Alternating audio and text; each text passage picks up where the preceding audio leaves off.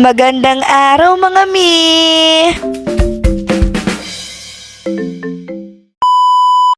For today's video mga mi, aalis ang mima nyo. Ayan kung nakikita nyo, nakapila nga po pala kami dito sa libreng sakay na bus. Ito sana yung first time na sakay ko dito sa libreng bus na to. Kaso nagka-problema. Naabutan ang mima nyo sa bilang ng tao na pwedeng sumakay. Halos 30 minutes din po pala kami nag-antay dito. Ayun, nauwi pa rin sa jeep. Pwede pa naman sana kami sumakay kaso baka malate kami sa pupuntahan namin. Ayan na mga taga-Samar, taga-Quezon City na ngayon. Dahil nakalimutan namin mag-lunch, ayan, nagutom ang mga person. Nginig ang tuhod malala. Pangtawid gutom, shawarma and milk tea.